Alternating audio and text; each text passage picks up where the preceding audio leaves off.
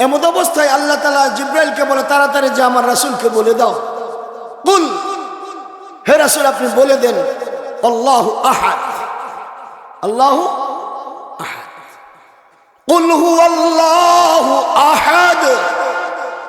হে রাসূল আপনি বলে দিন, আপনার আল্লাহ, আমি আল্লাহ একক।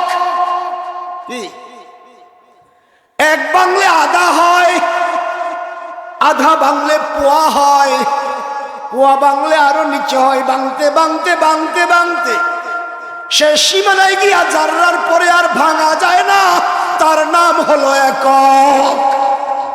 আমার একটা প্রশ্ন আছে, একটা আবদার আছে। কি আবদার? আমাকে কিয়ামত পর্যন্ত হায়াত দিতে হবে। আল্লাহ বলে দিলাম। আবার দূরে যায়, আবার পিছন ফিরা ফিরা তাকায়। আল্লাহ জিজ্ঞেস কিছু বলবে? বললো হ্যাঁ, আরেকটা আবদার। কি? বলে আমাকে তোমার বান্দাবান্দির মাথা থেকে পা পর্যন্ত পুরো দেহের রগ রেশায় ঢুইকা ঢুইকা কুমন্ত্রণা দিয়ে পাপ করানোর তৌফিক দাও। আল্লাহ বলে দিলাম। বলে যাইতেছি, কিছুক্ষণ পরে আবার তাকে এখন কি? আল্লাহ আমার শেষ আবদার। কি? বলে আল্লাহ আমাকে তোমার বান্দাবান্দিকে সামনে পেছনে ডাইনে বামে চতুর্দিক থেকে পথভ্রষ্ট করার সুযোগ দাও। আল্লাহ বলে যা, তাও দিলাম। ইবলিস গেছে। আল্লাহু আকবার। লাশের পাশে বসে বসে খতমের জন্য, কবরস্থানে দাঁড়িয়ে খতম করে কবরবাসীর জান্নাতের যাওয়ার রাস্তা বানানোর জন্য শুধু না, আল্লাহ তাআলা কোরআনকে সংবিধান বানিয়ে পাঠিয়েছেন আপনার আমার মাথা থেকে পা পর্যন্ত পুরো দেহটাকে কোরআন অনুযায়ী পরিচালিত করার জন্য। আমি যে পাঠ করেছি এটা কোরআনে আছে কি নেই? আল্লাহ তাআলা আশরাফুল মাখলুকাত হিসেবে মানুষ সৃষ্টি করেছেন। মানুষ সৃষ্টি করে শুধু জমিনেই ছেড়ে দেন নাই, মানুষদেরকে জান্নাতের পথ প্রদর্শনের জন্য, রাস্তা দেখানোর জন্য নবী রাসূল প্রেরণ করেছেন। সাথে সাথে জীবন চলার পাথেয় হিসেবে, সংবিধান হিসেবে কিতাব নাজিল করেছেন। সর্বশেষ নবী ও রাসূল, আখিরি পয়গম্বর, ইমামুল আম্বিয়া হযরত মুহাম্মদুর রাসূলুল্লাহ সাল্লাল্লাহু আলাইহি ওয়াসাল্লামকে পাঠিয়েছেন, আর আমাদেরকে সে আখিরি নবীর আখিরি উম্মত বানিয়েছেন। আর আখিরি নবীর আখিরি উম্মত হিসেবে আমাদেরকে যে কিতাব দিয়েছেন, সর্বশ্রেষ্ঠ কিতাব এবং সংবিধান, তার নাম হলো আল কোরআন। কি নাম? লাশের পাশে বসে বসে খতমের জন্য, কবরস্থানে দাঁড়িয়ে খতম করে কবরবাসীর জান্নাতের যাওয়ার রাস্তা বানানোর জন্য শুধু না, আল্লাহ তাআলা কোরআনকে সংবিধান বানিয়ে পাঠিয়েছেন আপনার আমার মাথা থেকে পা পর্যন্ত পুরো দেহটাকে কোরআন অনুযায়ী পরিচালিত করার জন্য। আল্লাহ কোরআন নাজিল করেছেন আপনার পরিবারকে পরিচালিত করার জন্য। আল্লাহ কোরআন নাজিল করেছেন আপনার সমাজকে কোরআনের সংবিধান অনুযায়ী পরিচালিত করার জন্য। আল্লাহ কোরআন নাজিল করেছেন, যদি সময় সুযোগ আছে, আল্লাহর দেওয়া এই জমিনে আপনার আমার বাংলাদেশে এই রাষ্ট্রের মধ্যে কোরআনের শাসন কায়েম করে, আল্লাহর সংবিধান মতো কোরআন শাসন কায়েম করে বাংলার জনগণকে শান্তি পৌঁছানোর জন্য। স্বাধীনতার 53 বছর অতিবাহিত হয়ে গেছে। আমরা বঙ্গবন্ধু শেখ মুজিবের শাসন দেখেছি, জনগণ শান্তি পায় নাই। খালেদা জিয়ার শাসন দেখেছি, এরশাদ সাহেবের দেখেছি, মঈনুদ্দিন ফখরুদ্দিনের দেখেছি, সর্বশেষ লেডি ফেরাউন জালেমের হেডমাস্টার শেখ হাসিনার শাসনও দেখছি। শান্তি এসছে? আসছে? আসে নাই? আল্লাহ তাআলা দ্বিতীয়বার বাংলাদেশকে আবার স্বাধীন করেছেন। যদি সময় সুযোগ আসে, ওলামায়ে কেরাম যদি, বাংলাদেশের সমস্ত ইসলামী দলগুলো যদি একাকার হয়ে আল্লাহর জমিনে ইসলামী শাসন কায়েমের জন্য আপনাকে আমাকে ডাক দেয়, আপনি ঘাম ঝরাইতে রাজি আছেন? সহযোগিতা করতে রাজি আছেন? আপনার রক্ত ঝরাইতে হইলে রক্ত ঝরাইতে রাজি আছেন? যদি প্রয়োজন হয় আপনার জীবন দিতে হবে ইসলামের জন্য, কোরআনের জন্য, আপনার এই মাতৃভূমি বাংলার জন্য রাজি আছেন জীবন দিতে ইনশাআল্লাহ? আল্লাহ তৌফিক দান করো। কোরআনের তাফসীরের উসুল হলো 6টা। কয়টা? কয়টা? 6টা। 1 নম্বর হলো শুদ্ধ তেলাওয়াত, 2 নম্বর হলো শানে নুজুল বা প্রেক্ষাপট, 3 নম্বর হলো অর্থ, 4 নম্বর হলো তাফসীর ব্যাখ্যা, 5 নম্বর হলো ফজিলত, 6 নম্বর হলো শিক্ষা বা আমল। এই 6টার উপরে আমি আমার সংক্ষিপ্ত তাফসীর করে আলোচনা শেষ করব ইনশাআল্লাহ। আমি যে সূরাটা তেলাওয়াত করেছি সূরাটার নাম সূরাতুল ইখলাস। ইখলাস শব্দের শাব্দিক অর্থ হলো খাঁটি, নির্ভেজাল, ভেজাল মুক্ত, নিষ্কলুষ, একবারে খাঁটি যেটাকে বলা হয়। বুঝেছেন তো? কোনো ভেজাল নাই, নকল নাই, খাঁটি। কোনো কি নাই, মেডিন যা ইয়ে নাই, জিনজিরে হয় আমাদের লাক্স সাবান থেকে যা আছে সব নকল। ইখলাস অর্থ কি? খালেস, খাঁটি, নির্ভেজাল।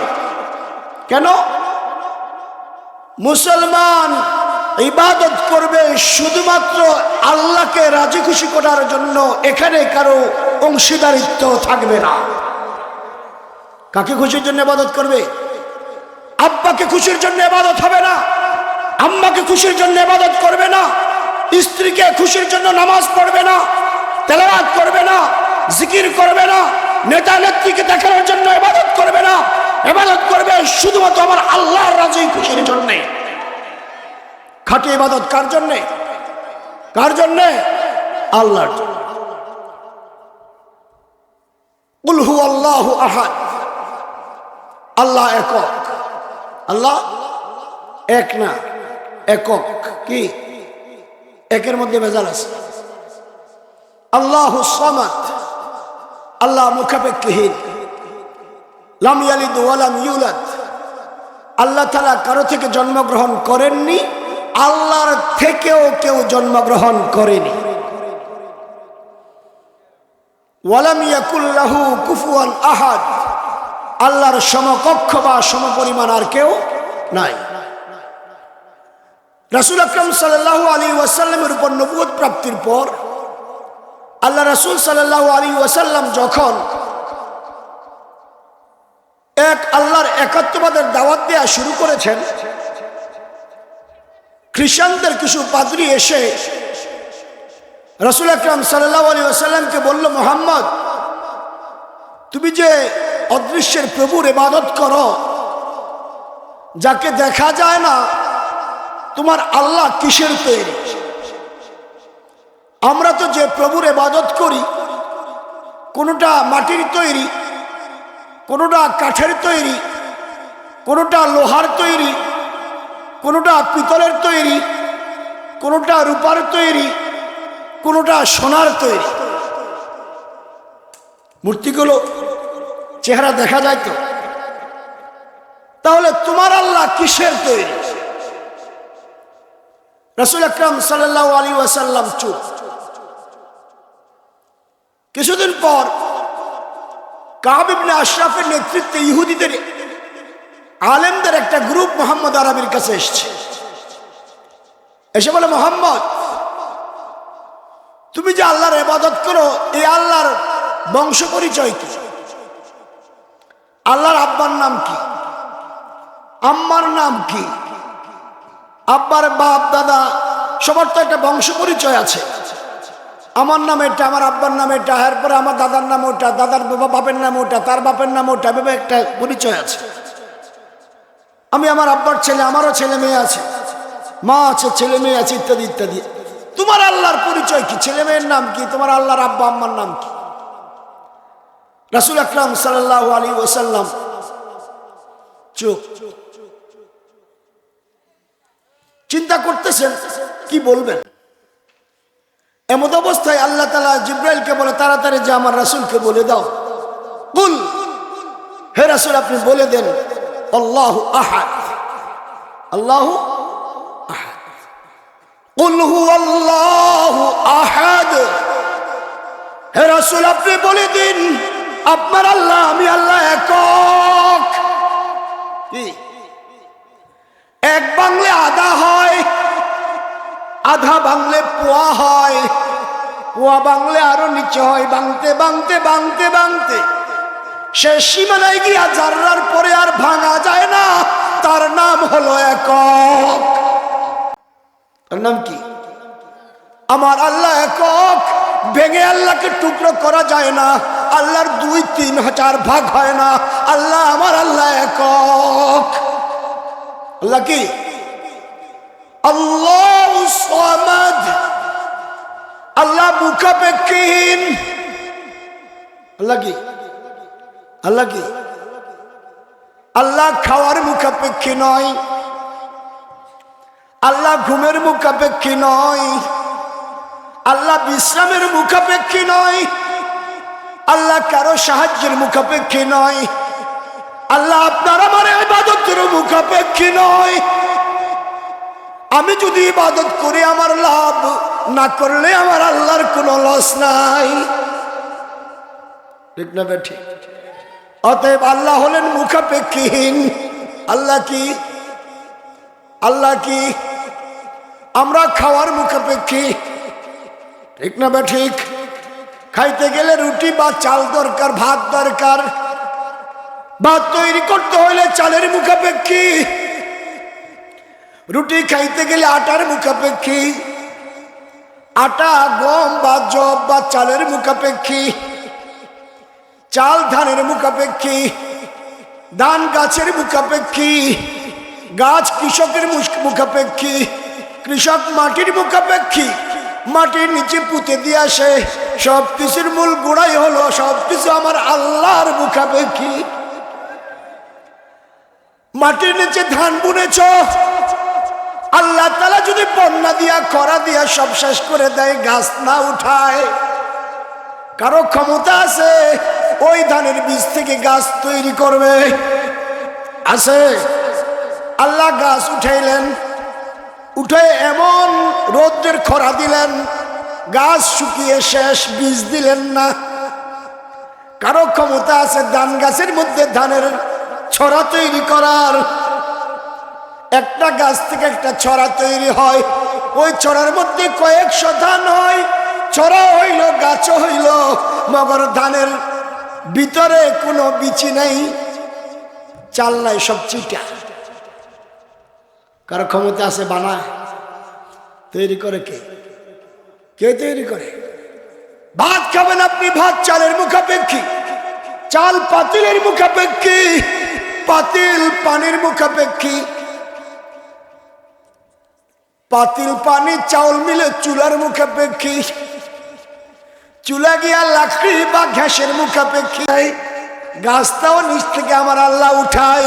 অতএব তুমি আপনি বৈজ্ঞানিক ইঞ্জিনিয়ার যা কিছু তৈরি করো না কেন, কোনো কিছু তোমার আর আমার না, সবকিছু আমার মাওলার তৈরি করা। কার? কার?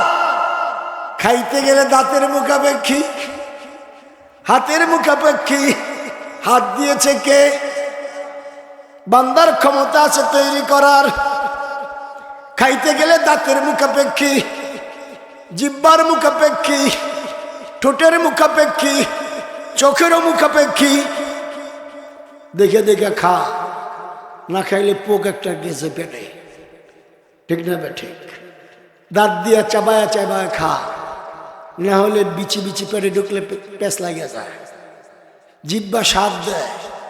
একটা জিহ্বার মধ্যে আল্লাহ 32 প্রকারের স্বাদ লাগাই দিয়েছে। ওই জিহ্বা ঝাল টের পায়, ওই জিহ্বা চুকাও টের পায়, ওই জিহ্বা লবণ বেশি বা কম টের পায়, ওই জিহ্বা মিষ্টিও মজা করে খায়। ঠিক না বে ঠিক? চোখের যদি একটা না থাকে কাম সারা, হাত যদি একটা না থাকে কাম সারা, পা যদি দুটো না থাকে কাম সারা। দাঁত আছে 32টা।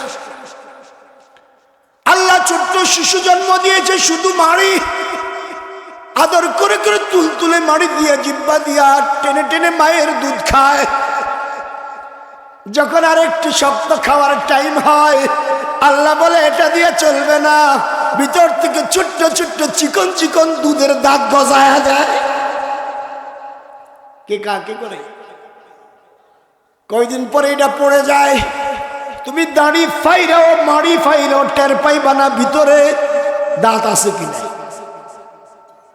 টের পাইবা না। মায়ের বুকে দুধ, তুমি দুধটাকে গরুর ওলানটাকে ফাইরা টুকরা টুকরা করে দেখবেন ভিতরে দুধ নাই, কি নাই? নাই। আল্লাহ তাআলা খাওয়ার পরে ভিতর থেকে স্পেশাল ভাবে রক দিয়া দিয়া সুন্দর করে দুধ বইরা দেয়। বাচ্চা যখন খাওয়ার সময় হয় দুধগুলো আস্তে আস্তে মায়ের স্তরে জমা হয়ে যায়। এই কারিশমা কার? এই কারিশমা কার? আল্লাহু আকবার। জেলখানা থেকে আসার সময় দাঁত পড়ে গেছে 9টা, আমার 9টা। ওই যে বুকের বাচ্চার ছোট্ট ছোট্ট দুধের দাঁত গজানো শেষ পড়ে গেছে, আল্লাহ আবার নরম দাঁত মাড়ির মধ্য থেকে শক্ত শক্ত দাঁত গজায় দিছে। কি খাবে? মাছের হাড্ডি চাবায়া চাবায়া খাও, মাছের মাথা খাও, গোস্তের হাড্ডি চাবাও, দাঁতের কিচ্ছু হয় না। স্পেশাল তৈরি করছে আল্লাহ, ঠিক না ঠিক? দাঁত পড়ছে 9টা। এখন চিন্তা করলাম মুফতি হারুন ইজহার সাহেব দাওয়াত দিয়েছে মাহমুদুল হাসান গুনবী সাহেবকে আর আমাকে লালখান বাজার মাদ্রাসায়, প্রথম শুক্রবার রমজানের।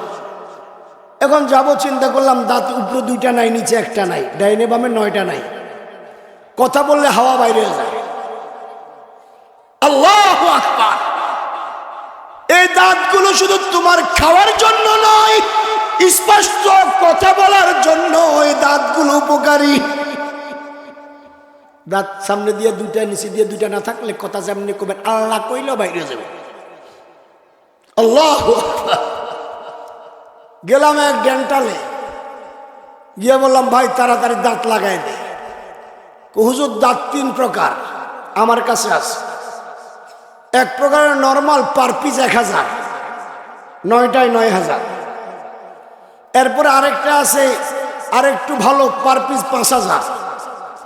আরেকটা আছে ভিতরে গুতায় গাতা সময় লাগবে, স্পুক টিস্পুক লাগাইয়া পার পিস 15000। কোনটা লাগাইবেন? বললাম ভাই তাড়াতাড়ি যেটা দরকার সহজে হয়, পার পিস 1000 করে লাগাই, তাড়াতাড়ি লইয়া যান, পরে এসে সময় করে ভালো করে লাগাই দিব না। আল্লাহরে কয় হাজার দিছ? হ্যাঁ, আল্লাহরে কয় হাজার দিয়েছ? 1 টাকাও। বরঞ্চ আল্লাহর সাথে গাদ্দারি করো। আল্লাহ তোমাকে সুন্দর নাক দিয়েছে, চোখ দিয়েছে, দাঁত দিয়েছে, কান দিয়েছে, পা দিয়েছে, ঠিক না বেঠিক? ঠিক না বেঠিক? কে দিয়েছে? কে দিয়েছে? আবার এক একজন বুদ্ধিজীবী হয়ে যায়। কুল হুয়াল্লাহু আহাদ, আল্লাহ একক, আল্লাহুস সামাদ। আল্লাহ মুখাপেক্ষীহীন, আল্লাহ খাওয়ার মুখাপেক্ষী নয়, আল্লাহ ঘুমের মুখাপেক্ষী নয়, আল্লাহ বিশ্রামের মুখাপেক্ষী নয়, আল্লাহ ইবাদতের মুখাপেক্ষী নয়। আমরা সব কিছু আমার আল্লাহর মুখাপেক্ষী। বুদ্ধিজীবী ইব্রাহিম আলাইহিস সালাম তাকে ডাক দিল, আসো আল্লাহর প্রতি ঈমান আনয়ন করো, আমি ইব্রাহিমকে আল্লাহর খলিল হিসেবে মেনে নাও। বলে না, এগুলা মানি না, কামাই করি আমি, খাই আমি, খাওয়াই আমি পোলামাইয়ারে। বুদ্ধিজীবী ঘুরতে ঘুরতে ঘুরতে ঘুরতে খুব রৌদ্র, বুদ্ধির ঠেলায় আর বাসে না, গিয়া বসছে একটা বট গাছের তলায়। বিশাল বড় বট গাছ, বট গাছের নিচে বসছে। বসার পর একটু হেলান দিয়ে উপরের দিকে তাকায় দেখি বিশাল বড় বট গাছ, বট গাছের মধ্যে ছোট ছোট ফল। বুদ্ধিজীবীর ঠেলায় আর বাঁচে না, আসমানের দিকে তাকায়, কয় আল্লাহ কামটা ঠিক করো নাই। এত বড় বট গাছ, ফলটা এত ছোট, এটা মানা যায় না। নিচে তাকায় দেখে তরমুজ ক্ষেত, চিকন চিকন লতা, পাতার ফাঁকে ফাঁকে আল্লাহ তাআলা 20-25 কেজির বড় বড় তরমুজ ধরাইয়া দিছে। বুদ্ধিজীবী ঠেলাই বাসে না, আল্লাহ এটাও বেইনসাফি হয়েছে। এই তরমুজ দরকার ছিল বট গাছে, আর বট গাছের ছোট ছোট ফল দরকার ছিল তরমুজ খেতে, তারপরে ম্যাচিং হইতো। কি হইতো? আল্লাহকে দেখাইতেছি রাখ। কাউ আসছে 2টা বটের ফল খাইতে, বটের ফলের পাছা হলো চোখা।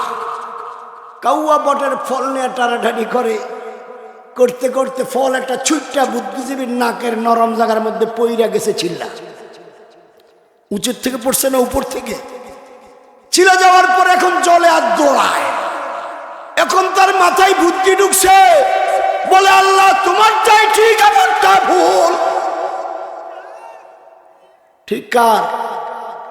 ঠিক কার? আল্লাহ তোমারটাই ঠিক, আমার ভুল। আল্লাহ যদি বট গাছের মধ্যে ছোট্ট বটের পরিবর্তে তরমুজ থাকতো 25-30 কেজির, ছোট্ট একটা বটের ফল ফলার কারণে নাকটা চিপড়ে ছাইরা চিপলে আর জ্বলা শুরু করছে। আর যদি 25-30 কেজির তরমুজ একটা নকশা বরাবর পড়তো, চ্যাপটা হয় আমি শেষ। ঠিক না বা ঠিক? দৌড়াইতে দৌড়াইতে ইব্রাহিম আলাইহিস সালামের কাছে গিয়ে বলে, আল্লাহর খলিল ইব্রাহিম, তাড়াতাড়ি আমাকে কালিমা পড়ে মুসলমান বানাও। এতদিন যত বুদ্ধিগিরি করছি সব কিছু শেষ, এক বট গাছের আর কাউয়ার কাছে। ঠিক না বা ঠিক? কাকের লাফালাফিতে বটের ফল ছিঁড়ে পরে নকশায় পরে চিল্লা গেছে গা। এখন বুঝছে আল্লাহ তোমারটা ইনসাফ গাছ ঠিক আছে, বট গাছে বটের ফলও ঠিক আছে, তরমুজ খেলে তরমুজও ঠিক আছে। লা ইলাহা ইল্লাল্লাহ ইব্রাহিম খলিলুল্লাহ, আল্লাহু আকবার। কালিমা পড়া ঈমান আনছে। কালিমা পড়া বাংলাদেশের বরিশালের এক ডাক্তার, এমন বুদ্ধিজীবী, কয় যে আমি কামাই আমি খাই, আল্লাহ খাওয়াই করতে খায়, এটা মানে না। এখন বুদ্ধিজীবী এমন খাওয়া খাইছে, খাইতে বসে হেচ্ছু দিছে, নাকশায় উঠ দিয়া বাতুটা গেছে চান্দুতে। বাতুরছে কই? মাথায়।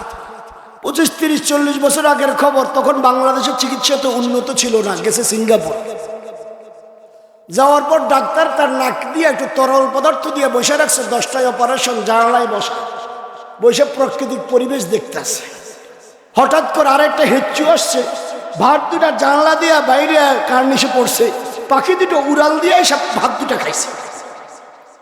এখন ডাক্তারের বুদ্ধি ঢুকছে মাথায়, ঘটনা কি? এই ধান তো আমি চাষ করি নাই, চাউল আমি আনি নাই, কোন বেটা চাষ করছে, ধান হইছে, চাউল হইছে, আল্লাহ চাউল দিছে, ধান দিছে, বেটা বাজারে বেচছে, আমি কিনছি, আমার বউ পাকাইছে, আমি খাইছি। এই দুইটা ভাত, এই দুটা পাখির রিজিকে ছিল, স্পেশাল ফ্রিজের মধ্যে ভাত উঠাই দিছে। উঠাই দিয়া কয়েক লক্ষ টাকা প্লেনের ভাড়া খরচ কইরা আল্লাহ তাআলা সিঙ্গাপুর আনাইয়া এতটা বাজে এই সময় এই দিনের এই দুটা পাখিকে জন্য দুটা ভাত আল্লাহ নির্ধারণ করছে তাদের রিজিকে। আল্লাহ হিচ্ছু দিয়া বাইর করাই দিছে, পাখি দুটা খাইয়া এখান থেকে চলে গেছে। লা ইলাহা ইল্লাল্লাহ মুহাম্মাদুর রাসূলুল্লাহ। এই লোক মৃত্যু পর্যন্ত তাবলীগ করতে করতে দুনিয়া থেকে বিদায় হয়েছে। ঠিক না ঠিক? তাবলীগ জামাত গতকালকে ফুলবাড়িতে প্রশ্ন করছে, তো তাবলীগ করলে জাহান্নামে যায়। কি বলে? আরে ছাগলের ছাগল, তখন মতো বলদ দুনিয়াতে আর একটা নেই। তাবলীগ জামাত হলো চলতি ফিরতি মাদ্রাসা, বয়স্ক মুসলমান নারীর জন্য। তুমি বুড়া হয়ে গেছো, মাদ্রাসা গিয়া পড়ার তৌফিক তোমার হয় না, ছেলে মেয়ে সাথে পড়তে পারো না, তাবলীগে গিয়া পড়ালেখা করো, তোমার নামাজ সহি শুদ্ধ হয়, তোমার তেলাওয়াত সহি শুদ্ধ হয়, তোমার আখলাক ঠিক হয়, তোমার তাহাজ্জুদের আমল তৈরি হয়, তোমার আলেমদেরকে শ্রদ্ধা তৈরি হয়, তোমার মুরব্বীদের ইজ্জত দেওয়ার তৌফিক হয়, তোমার রাস্তায় ডান পাশে চলার তৌফিক হয়, বাথরুমে বাম পাও দিয়ে ঢুকার আমল হয়, বাম পাও দিয়ে ডাইন পাও দিয়ে বের হওয়ার আমল হয়, খাদ্যে তোমার সুন্নত তরিকা তৈরি হয়, দস্তরখান বিছায়া খাওয়ার তৌফিক হয়, ছেলে মেয়েকে মাদ্রাসায় দিয়া আলেম হাফেজা বানানোর তৌফিক তোমার হয়। কিসের কারণে? কিসের কারণে? কিসের কারণে? তাবলীগের কারণে। বাংলাদেশের একটা সমস্যা, এটা সমস্যা না, সমাধান হয়ে যাবে ইনশাআল্লাহ। কেন? আজকে বলতেছিলাম কোন এক জায়গায় যে রক্ত যখন ঝরে, ওই রক্তই ভালো ফল বয়ে আনে, ভালো ফল বয়ে আনে। টঙ্গীতে রক্ত ঝরেছে, আমার হিসাব মতে এগুলা কোনো তাবলিগের মুসলমানের কাজ করে নাই। এই কাজ কোন তাবলিগওয়ালারা করে নাই। যারা এক প্লেটে বসে খায়, যারা এক প্লেটে বসে খায়, ভাই ভাইয়ের মতো এক ভাই আরেক ভাইয়ের মাথা ফাটাইতে পারে না, এক ভাই আরেক ভাইয়ের গায়ে তলোয়ার দিয়ে তরবারি দিয়ে চাপাতি দিয়ে কুপাইতে পারে না। আমার হিসাব মতে আমি সারা বাংলাদেশ ঘুরি, এই সুযোগের সদ্ব্যবহার করেছে আপনার পতিত স্বৈর শাসকের দালালরা। ওরা যারা হামলা করেছে ভিডিও ফুটেজ আমার কাছেও আছে। একটারও দাড়ি নাই, টুপি নাই, মাথার মধ্যে টুপি আর পাঞ্জাবি পরে আর দাড়ি চাষা আইসা আইসা প্যান্ট পরে পরে তাবলীগের লোকদের উপর হামলা করছে। কেন? ভাই ভাই দ্বন্দ্ব লাগানোর লাগা। ঠিক না বে ঠিক? ভাই ভাই দ্বন্দ্ব লাগানোর জন্য। অতএব আমরা তাবলীগে থাকবো, কোনো ঝামেলা নাই। সারা বিশ্বে তাবলীগ এক আছে, একই থাকবে। ঝামেলা দুদিন পর শেষ হয়ে যাব। আমরা যারা ভুল পথে আছি আমরা তওবা করব ইনশাআল্লাহ। তাবলীগ কোনো ব্যক্তি পূজা করে না, তাবলীগ কোনো ব্যক্তি পূজা করে না। আমরা সাইদ সাহেবের তাবলীগও করি না, জুবায়ের সাহেবের তাবলীগ করি না। আমরা তাবলীগ করি আল্লাহ আল্লাহ রাসূলের। তাবলীগ কোনো ব্যক্তি পূজা করে না। তাবলীগ থাকবে, ব্যক্তি চলে যাবে, এই জায়গায় আরেক ব্যক্তি আসবে। আমরা কোনো ব্যক্তির পূজা করব না, আমরা কোরআন সুন্নাহ অনুযায়ী চলব ইনশাআল্লাহ। চাই জুবায়ের সাহেবও যদি উল্টা পুল্টা চলে আমরা তাকেও মানব না।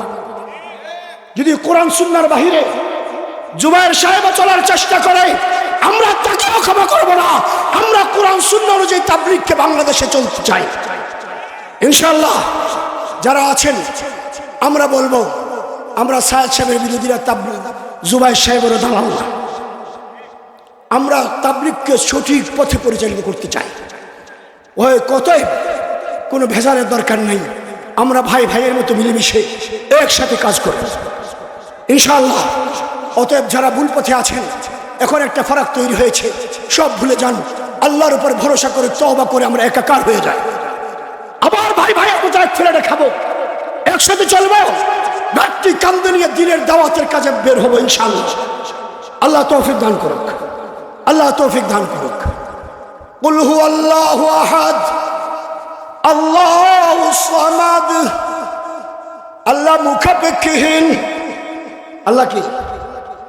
আমরা কারা মুখাপেক্ষী? আমরা বান্দা বান্দিরা কি আল্লাহ কার মুখাপেক্ষী? আল্লাহ খাওয়ার মুখাপেক্ষী নয়। আল্লাহ বান্দাকে খাওয়ান, বান্দিকে খাওয়ান। দুনিয়াতে যা কিছু সৃষ্টি করেছেন আল্লাহ সব কিছুকে খাওয়ায় কে? কে খাওয়ায়? বিজ্ঞানীরা বলে সাগর মহাসাগরে কিছু মাছ আছে, এক একটা মাছ কয়েক কিলোমিটার লম্বা। একটা মাছের নাম হলো নীলতিমি। এক একটা মাছের দৈনিকের খাদ্য হলো 10 টন চিংড়ি মাছ। কয় টন? কয় টন? আল্লাহু আকবার। দৈনিক খাদ্য 10 টন। এক এক টন হলে কয় মনে? 27.5 মনে। 1 টন। একটা নীলতিমির খাদ্য হলো দৈনিক 10 টন চিংড়ি মাছ। বিজ্ঞানীরা বলে একসাথে 10 টন কই থেকে আসে? আল্লাহ তাআলা এক একটা চিংড়ি পায়ের সাথে আরেকটা চিংড়ি জোড়া লাগে, লাগতে লাগতে লাগতে লাগতে লাগতে লাগতে লাগতে টিলার মতো হয়ে যায়। এরপরে যখন নীলতিমিটার খাওয়ার সময় আসে তখন এটা ঘুরতে ঘুরতে ঘুরতে ঘুরতে তার রিজিকে যেটা আছে ওইটার সামনে গিয়ে পড়ে। সে হা করে শ্বাস টান দেয়, পুরো চিংড়ি মাছের জটলাটা পেটে চলে যায়। খাওয়াই কে? খাওয়াই কে? পৃথিবীর শেষ সীমানে একটা পাহাড় আছে, কুকাব পাহাড়। ওই পাহাড়ে কিছু পাখি আছে, এক একটা পাখির দৈনিক খাদ্য হলো 100টা হাতি। পাখিটা কত বড়? কয়টা হাতি? একটা হাতি কত মন? খাওয়াই কে? তৈরি করে কে? এই যে দেখেন লাইট জ্বলছে, লাইটের ফাঁকে ফাঁকে দেখবেন ছোট ছোট পোকামাকড়। এগুলো আরেকটা পোকা খায় না, এগুলো এই বাতাসের আলোর মধ্যে একটা পয়জন সৃষ্টি হয়, ওগুলোকে টেনে টেনে খায়। এটা হলো ওই পোকাগুলোর খাদ্য। আল্লাহ, খাওয়ায় কে? কে খাওয়ায়? ডাকাত ডাকাতি করে এসছে বাগদাদে, খেজুর গাছের নিচে জিরাইতে বসছে। উপরের দিকে তাকায় দেখে একটা গাছ শুকনো আর একটা বীজা তাজা, তাজাটার মধ্যে পাকা খেজুর। একটা পাখি উড়াল দিয়ে এসে এখান থেকে পাকা খেজুর নেয়, শুকনো খেজুর গাছে রেখে আসে। ডাকাত সর্দার অনেকক্ষণ চিন্তা করে দেখলো কি পাখির তো কিচিমিচির আওয়াজ পাওয়া যায় না, ও খেজুর নিয়ে কোথায় রাখে। দৌড়াইতে দৌড়াইতে গিয়ে দেখে উপরে উঠা, আল্লাহ আকবার, একটা সাপ অনেক বড় বিনি পাকায় বসে আছে, অন্ধ। সাপটা অন্ধ। সাপ পাখির দুশমন, পাখির ডিম খায়, বাচ্চা খায়, কিন্তু আল্লাহ আকবার, আল্লাহ তাআলা এই অন্ধ সাপটাকে পাখিকে দিয়া পালতেছে। পাখিটা খেজুর নিয়ে আসে, সাপটা হা করে, পাখিটা এই সাপের গালের মধ্যে খেজুরটা দেয়, আবার চলে যায়, আবার খেজুর আনে, আবার পাখির গালে দেয়, আবার খেজুর আনে, আবার পাখির গালে দেয়। অবস্থা দেখা ওই সাপ আর পাখির কারিশমা দেখা ডাকাত সর্দার দিলে লাগছে, হায় হায়, আল্লাহ তো আমার হাত দিয়েছে, পা দিয়েছে, হালাল রিজিক খাইতে বলছে, আমি তো মানুষকে ঠেক দিয়া ডাকাতি করে পয়সা না হারাম খায়। যে আল্লাহ এই গাছের মধ্যে অন্ধ সাপকে আরেকটা পাখি দিয়া পালতে পারে, ওই আল্লাহ তো আমারও হালাল রিজিকের ব্যবস্থা করছে। তওবা করে ওখান থেকে রওনা দিছে মক্কার দিকে। আল্লাহু আকবার। মদিনার কাছাকাছি যাওয়ার পর এক জায়গায় রাতে তাঁবু ফেলছে। সকালবেলা এক মহিলা আয়েশা কিছু দিনার দিরহামের কাপড় চোপড় নিয়ে এসছে। আয়েশা বলল, অমুককে, ডাকাত সর্দারের নাম দইলা বলে। বললো, আমি। কেন? বললো, ধরো, আমার একটা যুবক ছেলে ছিল, ছেলেটা মারা গেছে, ওই ছেলেটার এই কাপড়গুলো আছে, এগুলো তোমাদের, আর ও কিছু টাকা জমিয়েছিল দিনার দিরহাম, এগুলো তোমাদের। কেমনে কি? বুড়িমা বলছে, বাবা রাতে ঘুমিয়েছিলাম, গভীর রজনীতে তাহাজ্জুদের পূর্বে রাসূল আকরাম সাল্লাল্লাহু আলাইহি ওয়াসাল্লামকে স্বপ্নে দেখলাম। আল্লাহ রাসূল বলছে, বুড়ি, তুমি তো ছেলের কাপড় চোপড় আর দিনার দেশারির কোনো কারণ নাই। সকালে ঘুম থেকে জাগ্রত হওয়ার পর অমুক জায়গায় গিয়ে দেখবা তাঁবু ফেলে কয়েকটা যুবক আছে, এই নামের একটা ছেলে আছে, তার কাছে গিয়ে দিনার দিরহাম আর এই পোশাকগুলো দিয়ে আসো। আল্লাহু আকবার। ও মুসলমান, এখনো কি পাপে লিপ্ত থাকবা?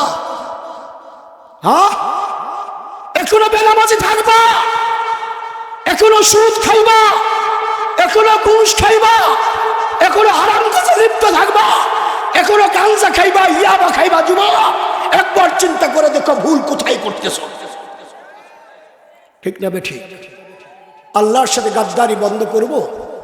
হাত উঠান সবাই, সবাই বলেন, আল্লাহ, আল্লাহ ওয়াদা করলাম আজকে থেকে, আজকে ফজর থেকে মওত পর্যন্ত এক ওয়াক্ত নামাজও কাজা করব না, ইনশাআল্লাহ।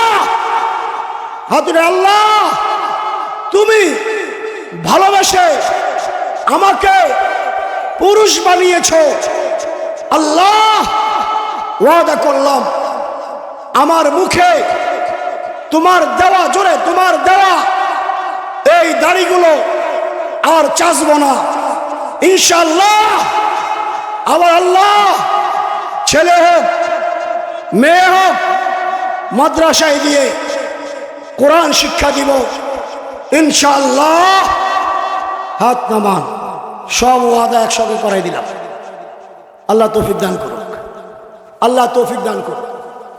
আল্লাহ নবী মুসা আলাইহিস সালাম জিব্রাইলকে ডাক দিয়ে বলে, জিব্রাইল ভাই, আমার আল্লাহ কি একটু ঘুমায় না? আল্লাহ একটুও? আল্লাহ বলে লা তাখুযুহু সিনাতুন ওয়ালা নাওম, আল্লাহর নিদ্রাও নাই, বিশ্রামও নাই, আল্লাহর তন্দ্রাও নাই, ঘুমও নাই। আল্লাহ ঘুমাও না, বিশ্রামও যায় না। মুসা আলাইহিস সালাম জিবরাইলকে ডাক দিয়ে বলে, জিবরাইল, আমার আল্লাহ কি বিশ্রামে যায় না? জিবরাইল বলল, দেখাচ্ছি। আল্লাহর নবী মুসা দুটো উম্মত দেন আমাকে। দুটো উম্মত দিয়েছে, দুটোর দুহাত চার হাতের মধ্যে মাটির পাত্র দিয়া বলে দাঁড়ায় থাক। দুই উম্মতের চার হাতের মধ্যে মাটির পাত্র দিয়া জিবরাইল গেছে গা। দেরি করতে করতে অনেক দেরি করছে। উম্মত দুটা দাঁড়ায় থাকতে থাকতে তন্দ্রা এসা ঘুমের ভান আসছে, হাতে হাতে বাড়ি খেয়ে পাতিল ছপ করে ভেঙে গেছে। জিবরাইল আলাইহিস সালাম এসে বলে, আমার পাতিল দাও। বলে, পাতিল ভেঙে গেছে কেন? ঘুম আসছিল। কি আসছিল? জিবরাইল ডাক দিয়ে বলে, আল্লাহর নবী মুসা, আল্লাহ তাআলা যদি তন্দ্রায় যায়, আল্লাহ ঘুমায় যায়, ওই বিপদে পতিত মানুষগুলা বিপদের মুহূর্তে যদি আল্লাহকে ডাক দেয়, আল্লাহ ডাক দেন, ইয়া আল্লাহ, ডাক্তারের ডাক্তারি শেষ, সবকিছু শেষ, কাম আর হয় না, ডাক্তার ফেরত দিছে, একমাত্র নিরুপায় হইয়া ডাকে কাকে? কাকে ডাকে? জিবরাইল ডাক দিয়ে বলে, আল্লাহর নবী মুসা, মানুষ বিপদে পড়া যদি আল্লাহকে ডাকে, আর আল্লাহ যদি ওই মুহূর্তে বিশ্রামে যায়, তাহলে বিশ্রামরত অবস্থায় বিপদগ্রস্ত মানুষগুলা, বান্দা বান্দিগুলাকে বিপদ থেকে বাঁচানোওয়ালা আর কেউ আছে কি? আছে? আছে? ইবলিস জান্নাত থেকে বের করে দিস।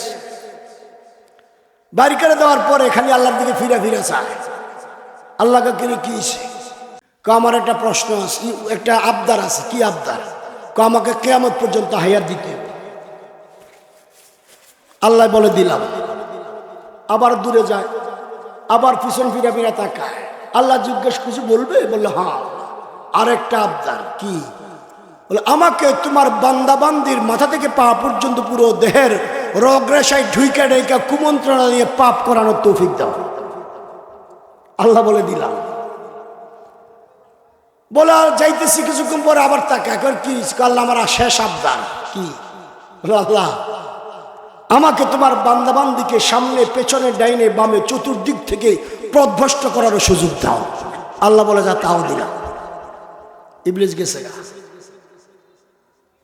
আল্লাহু আকবার।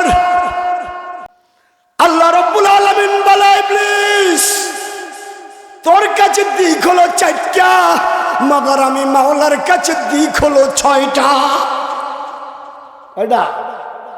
কয়টা দিক? তুই আমার বান্দা বান্দিকে ডান থেকে পথভ্রষ্ট করবি, বাম থেকে পথভ্রষ্ট করবি, সামনে থেকে পথভ্রষ্ট করবি, পেছন থেকে পথভ্রষ্ট করবি।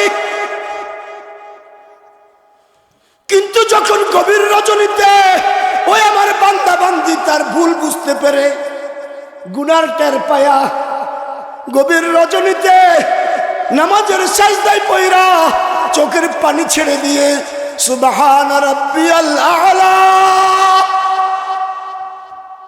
কি ডাক দেয়? সুবহান রাব্বিয়াল আ'লা। আমি মাওলা বান্দার চোখের পানির পরিবর্তে নিচের দিকে তাকাইয়া যখন পানি ছেড়ে ডাক দিবে, আমি মাওলা আমার বান্দা বান্দিকে ক্ষমা করে দিয়ে নিষ্পাপ করে দেও। যখন আমার বান্দা বান্দি তওবা কইরা আসমানের দিকে দুহাত উঠাইয়া ইয়া আল্লাহ ডাক দেন, ডাক দিয়ে আসমানের দিকে তাকাইয়া চোখের পানি ফেলবে, ওয়াল বুকাউ ইনদান নাদামা, ওই তওবাকারীর চোখের পানি আমার মাওলার সবচাইতে ভালো লাগে। আমি আল্লাহ তাকে মাফ করে দিয়ে নিষ্পাপ করে দেব। কি করে দিবে? কি করে দিবে? নিষ্পাপ। উমর রাদিয়াল্লাহু তাআলা আনহু তামবিহুল গাফিলিন একটা কিতাব আছে, ওখানে একটা ঘটনা এসেছে। উমর রাদিয়াল্লাহু তাআলা ক্ষমতায় এখন ক্ষমতায় না, আল্লাহ রাসূল জীবিত। ওমর রাদিয়াল্লাহু তাআলা আনহু রাসূল আকরাম সাল্লাল্লাহু আলাইহি ওয়াসাল্লামের কাছে যাইতেছিলেন। যাওয়ার পথে দেখে এক যুবক হাউমাউ করে কাঁদতেছে, হাউমাউ করে কাঁদতেছে। ওমর রাদিয়াল্লাহু তাআলা আনহু যুবকের কান্না দেখে নিজের কান্না থামাইতে পারেন নাই, তিনিও কান্না শুরু করে দিয়েছেন। অবস্থা বেগতিক দেখা রাসূল আকরামের কাছে এসছে ওমর রাদিয়াল্লাহু তাআলা আনহুর চোখের পানি। আল্লাহ রাসূল জিজ্ঞেস করলো, ওমর তোমার চোখে পানি কেন, কাঁদো কেন? বলো, ইয়া রাসূলুল্লাহ, একটা যুবক রাস্তায় কাঁদতেছে, তার চোখের পানি দেখে আমি বরদাস্ত করতে পারি নাই, ওর কান্নার চোটে আমারও কান্না চলে আসছে। আল্লাহ রাসূল জিজ্ঞেস করল, যুবকটা কোথায়? বলো, রাস্তায়। নিয়ে আসো তাকে ডেকে। নিয়ে আসছে। রাসূল আকরাম জিজ্ঞেস করল, বাবা কাঁদো কেন? যুবক বলল, ইয়া রাসূলুল্লাহ, আমি এমন একটা অপরাধ করেছি যেটা বলতে পারতেছি না, ওই তাড়নায় ব্যথায় আমি কাঁদতেছি। আল্লাহ রাসূল বললেন, কি ব্যথা? জেনা করেছো? কাউকে খুন করেছো? বলল না। হত্যা করেছো? বলল না। কারো মাল লুণ্ঠন করেছো? বলল না। চুরি করেছো? না। ডাকাতি করেছো? না। কি করেছো? যুবক চোখের পানি ছেড়ে দিয়ে হাউমাউ করে কেঁদে বলে, ইয়া রাসূলুল্লাহ, আমি কাফন চোর। মানুষ যখন মারা যায় আমি চিহ্ন রাখি, রাত গভীর হওয়ার পর কবরটা খুদে ওখান থেকে কাফন চুরি করে আনা বিক্রি করে রুটি খায়। আরবের একটা যুবতী মারা গিয়েছে, কবর দিয়েছে। রাত গভীর হওয়ার পর আমি কাফনটা খুললাম, তাকায় দেখি এত সুন্দর যুবতী, আমি আমার লোভ সামলাইতে পারি নাই, ওই লাশটার সাথে আমি জেনা করে ফেলেছি। আল্লাহ রাসূল বলল, হ্যাঁ, অপরাধ তো এমন অপরাধ করেছো অনেক মস্ত বড়। রাসূল চুপচাপ বসা। যুবক হাউমাউ করে কাঁদতেছেন। অনেকক্ষণ অপেক্ষা করার পর দেখলেন রাসূল কিছু বলছেন না, যুবকটা উঠে চলে গেছে। যুবক বেরিয়ে চিন্তা করলো, রাসূলের দরবারও আমার আশ্রয় হইল না, কই যায়? নিরুপায় হয়ে যুবকটা পাহাড়ের উপর আরোহণ করেছে। লাগাতার 40 দিন এক চিল্লা ওই পাহাড়ের উপরে কাঁদে আর নামাজ পড়ে আল্লাহর কাছে হাউমাউ করে কাঁদে। 40 দিন অতিবাহিত হওয়ার শেষ দিন আল্লাহ জিবরাইল আলাইহিস সালামকে পাঠিয়ে দিয়েছে রাসূলের কাছে। এসে বলে, ইয়া রাসূলুল্লাহ।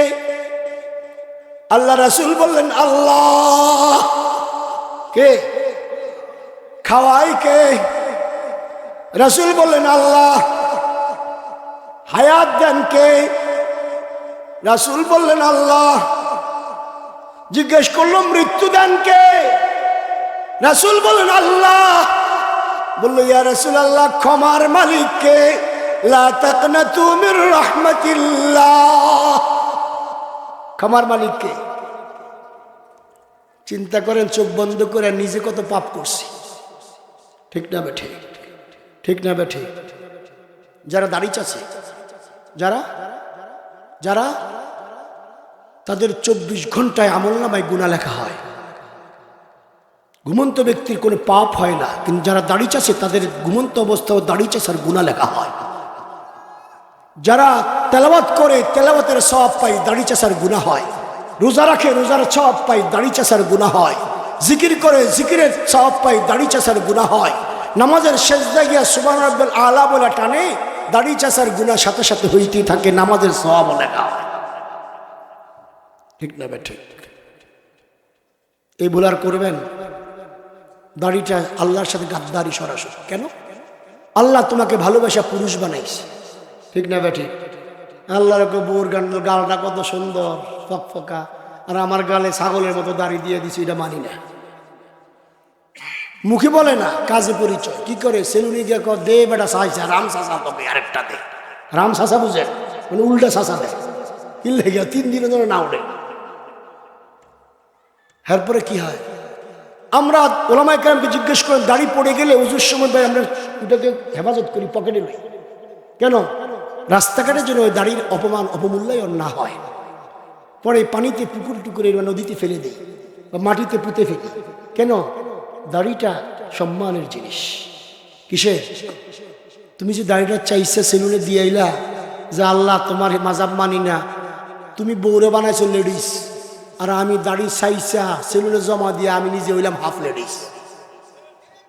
ঠিক না বেঠে? কি কুত্তা, শুয়োর, বিলাই, গরু, ছাগল, হাঁস, মুরগি তোমার দাড়িকে পাড়ায়। সম্মান না অসম্মান? সম্মান না অসম্মান? এই হিসাব আল্লাহর কাছে দিতে পারবা? তোমাকে আল্লাহ পুরুষ বানিয়েছে, তুমি আল্লাহকে গাদ্দারি করে দাঁড়িয়ে চাইছে লেডিস কিন্তু যাও কাপ লেডিস। লাভ না লস? মারা গেলেন, কোনা হুজুর দাড়ি এখন রাখা যাইব না কেন? আমি বুড়া হই, দাড়ি মুছ পাকুক, এরপরে দাদা নাতি হই, নানা নাতি নানা হই, দাদা হই, তারপরে দাঁড়িয়ে রাখো। এমনি আপনাকে এলাকায় জোয়ান মরে না? দাদারা লাশ কাঁদে নিয়ে কবরে যায় না? আব্বা তার নিজের ছেলের গোসল দেওয়ায় না? মা তার যুবতী মেয়েটাকে কাফন পরায় না? পরায়। তাহলে কোন আসে তুমি এত লাফালাফি করো? আমি এখানে এসেছি, কালকে ঢাকা যাওয়ার নিশ্চয়তা আছে না? রাস্তা অ্যাক্সিডেন্ট করে মরে গেল, পকেটে টুপিও নাই, দাড়িও নাই, হাফ প্যান্ট খুলে দেখবো আগা কাটা না কাটা। লাভ না লস? লাভ না লস? অতএব এই লসের কাজ করবার ওই সিটাং ওয়াজ করি হাঁটাজারির উত্তর পাশে মীরের হাট। হুজুর দাড়ি রাখার তো ওয়াজ করছেন, দাড়ি রাখছি, কিন্তু এই বছর আমার বউ আমারে মামলা দিছে 3টা, সাথে দিছে ডিভোর্স লেটার। বললাম বেটা তোর মাত্র 3টা, আর আমার হলো 23টা, 20টাই বেশি। জেল তো খাড়ো নাই, আমি তো খাটতেই আছি। তবে বউ যদি দাড়ি পছন্দ করে না একটা যায়, দাড়ি পছন্দ করবে এরকম 2টা পাইবা। 2টা যদি চলে যায় 4টে পাইবা। মগর দাড়ি চাষা একবার কবরে গেলে আইক্যাওয়ালা বাঁশ। ঠিক না বেঠি? কিনলে ওই যে কবরে বাঁশ চাপা দিছে না, যা তা চড়ে মারি, এটা ওদিক দা ওটা ওদিক দা, আব্বা আম্মা সকিনা জরি না, কোনো লাভ নাই। ঠিক না বেঠি? ভাটির দেশের মানুষ আমি, ভাটির দেশে ঘর, উজান দেশে কেউ নাই আমার, সবাই আমার পর। কাজের জন্য আসলাম আমি উজান দেশের গাঁও, অকুল গাঙ্গের প্রথম তীরে বান্দিয়া থুইয়া নাও। হুসাইন আহমদ মাদানী রহমতুল্লাহের খলিফা, মৌলভীবাজারের শেখ বুরুনি, শেখ লুৎফুর রহমানের কবিতা। ভাটির দেশের মানুষ আমি, ভাটির দেশে ঘর, উজান দেশে কেউ নাই আমার, সবাই আমার পর। জান্নাত আমার বাড়ি, জান্নাত আমার ঘর, উজান দেশে এই দুনিয়ায় বাবা কেউ নাই, সবাই আমার পর। ঠিক না বে ঠিক?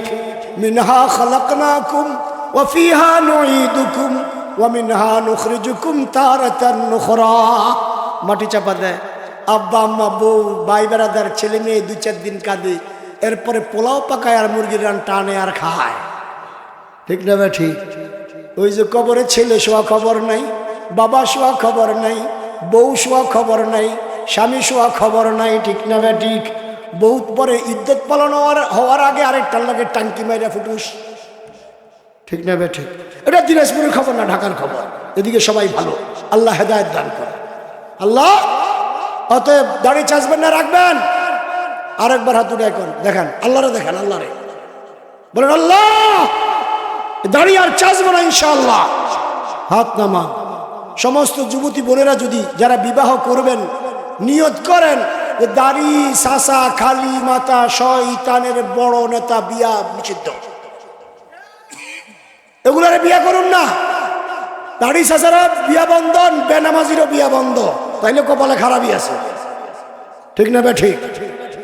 আর সমস্ত যুবক যদি নিয়ত করো যে পর্দা ছাড়া আর নামাজি ছাড়া বিয়া বন্ধ, ঠিক না বে ঠিক?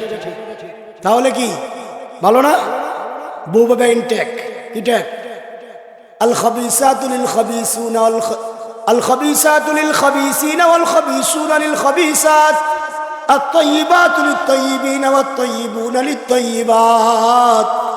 পবিত্রের জন্য পবিত্র বউ, অপবিত্রের জন্য অপবিত্র। কার ঘোষণা? তুমি ইনটেক বউ খোঁজো, তুমি কত ট্যাক চিন্তা করো। তুমি যদি 3 ট্যাক 4 ট্যাক 8 ট্যাক হও, বউ পারবা কত?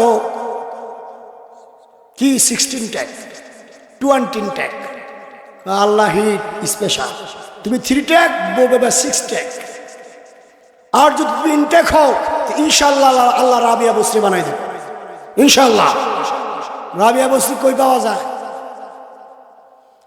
আলেমা আবেদা সাবেরা শাকিরা স্ত্রী কই তৈরি হয়? স্কুলে, পর্দাশীল বোরকাওয়ালা হাই স্কুলে, কলেজে, মেডিকেল কলেজে, ইউনিভার্সিটিতে, কোথায়? আদর্শ স্ত্রী তৈরির কারখানার নাম হলো কোরআনের মার্কাজ মাদ্রাসা। আদর্শ বোন তৈরি হয় এখান থেকে, আদর্শ কন্যা তৈরি হয়, আদর্শ মা তৈরি হয়। যত আলেম আছে জিজ্ঞেস করে দেখো মা দিনদার, যত আলেম আছে তালাশ করে দেখো মা কি কোরআনওয়ালা, তাহাজ্জুদ গুজার। আদর্শ মায়ের পেট থেকে আদর্শ সন্তান জন্ম হয়, বুঝেন নাই? মুহাম্মদুল্লাহ হাফিজ হুজুর রহমতুল্লাহ আল্লাহর কুতুব মা ছিলেন তাহাজ্জুদ গুজার। তাহাজ্জুদের সেজদারত অবস্থায় আল্লাহ তাআলা বিদায় করে নিয়ে গেছে। রামগো মা মারা যায় কই? সিনেমা হলে, মার্কেটে, মার্কেটে, রাস্তাঘাটে, বুঝেন নাই? আর আল্লাহওয়ালাদের মা মারা যায় কই? তাহাজ্জুদ যায় নামাজের বসে।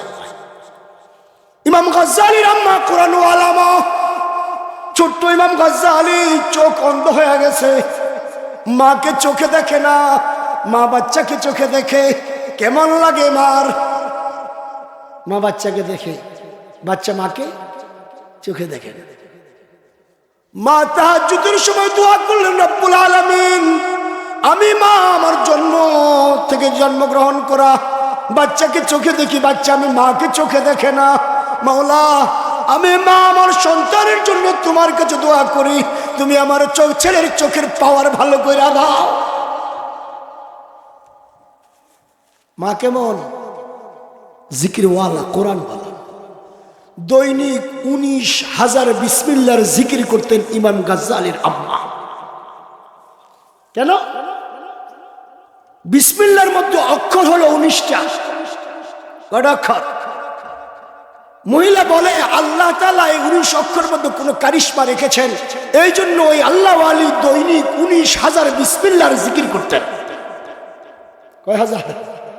19,000। কিতাবে এসছে যদি কোনো মুসলমান তাহাজ্জুদের সময় তার প্রয়োজনের জন্য 2 রাকাত নামাজ পড়ে 1000 বার বিসমিল্লাহর জিকির করে দোয়া করে, আল্লাহ সেই দোয়া কবুল করেন। দৈনিক 19,000 বিসমিল্লাহর জিকির করতেন। ধরতে, লইতে, থুইতে, লাড়া দিতে, চুলাই দিতে, নামাইতে, মার ঘাটতে, সবসময় কি করতে? শুধু বিসমিল্লাহ। সকাল থেকে নিয়ে ঘুমন্ত পর্যন্ত 19,000 বিসমিল্লাহর জিকির করতেন। আল্লাহ ওই আল্লাহ ওয়ালির জবানটাকে বরকত দিয়ে দিয়েছেন। দোয়া করছে, দোয়া কবুল। তাহাজ্জুদে দোয়া করছে। ঘুম থেকে জাগ্রত হওয়ার পর ছেলে আম্মা বলে দৌড়াইতে দৌড়াইতে গিয়ে আম্মাকে জড়াইয়ে ধরেছেন। আল্লাহ তাআলা মায়ের দোয়ার বদৌলতে ছেলেটার চোখের পাওয়ার ভালো করে দিয়েছে। ও মুসলমান, স্কুলে কোরআন শিখায়, হাদিস শিখায়, স্বামীর ভালোবাসা শিখায়, বাবার ইজ্জত শিখায়, বোনের মর্যাদা শিখায়, কন্যার আদর স্নেহ শিখায়, মায়ের প্রতি সম্মান শেখায় না। ওই যে আমাদের সাভার জাহাঙ্গীরনগর ইউনিভার্সিটি, জাহাঙ্গীরনগর ইউনিভার্সিটির একজন প্রফেসর নাম হল আব্দুল আউয়াল। 2013 সালে এই লোকটা চলে গেছে বৃদ্ধাশ্রম আগারগাঁওয়ে। 2014 সালে আমার মন চাইল লোকটার সাথে একটু দেখা করে। আমি গেলাম আগারগাঁও, লোকটা কবিতা লেখে আর কাঁদে।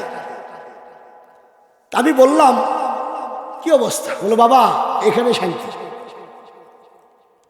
তো বললাম আমি আপনার ইতিহাস শুনতে চাই। এভাবে কেন? লোকটা চোখের পানি ছেড়ে দিয়ে বলে যে আমি মানুষ গড়ার কারিগর, কিন্তু নিজের ছেলেদেরকে মানুষ করতে পারি নাই। নিজের ছেলেদেরকে মানুষ করতে, বড় ছেলে নৌবাহিনীর কর্নেল, ছোট ছেলে রাশিয়ায় পড়ালেখা করে, মেয়েটাকে বিয়ে দিয়েছেন আমেরিকায়। ছোট ছেলে রাশিয়া থেকে ফোন করেছে, আব্বা আমার টাকা দরকার। রিটায়ার্ড করার পর 30 লক্ষ টাকার মতো ব্যাংকে জমা ছিল।